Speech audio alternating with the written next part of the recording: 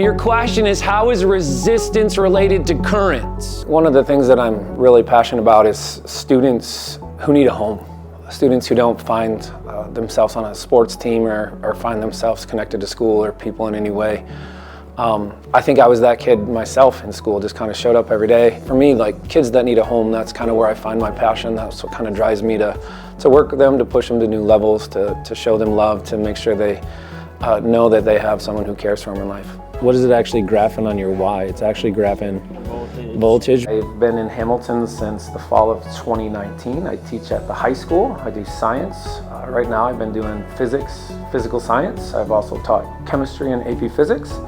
And I also run the Science Olympiad team. At 5.6. Yep. And then I'm just changing that. Yep, absolutely. Hamilton's just a great place. I used to live down in the Kalamazoo area, teach down there at another school, and just needed a change for myself and my kids. Having talked to other people that live and move to the community, it just seemed like a great place and a great fit for my personal values, for my family values, and it's just been a blessing to be here and work here, and that's kind of why you stay. And so really your control is hidden in that proportionality concept. So for me, science has always been something that I've really been fascinated in, whether it was chemistry or physics, space things like universe.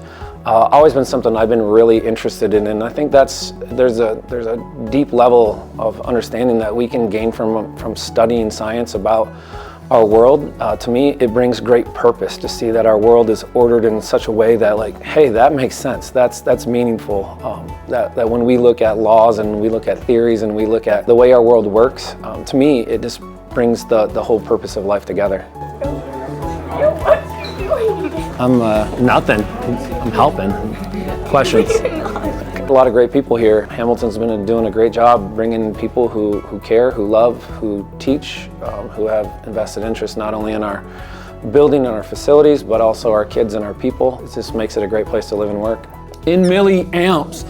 And then again, that'll give us a nice graph. So last year we started a physical science class after we had identified that there's a lot of kids who are kind of missing some science knowledge, who are struggling to go directly into chemistry or physics as a 10th grader. And so we've been developing a class to help kids gain skills that they need to be successful in their next science step. I think I really try to encourage students to really open their perspective about the way our world works.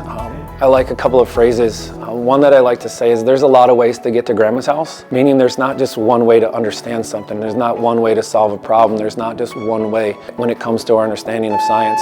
Another phrase that I often use is like chemistry or physics or science is the weight room for your mind. And that as much as we love to do our sports and work out our bodies, we need to work out our minds, and I try to push them and encourage them to do that.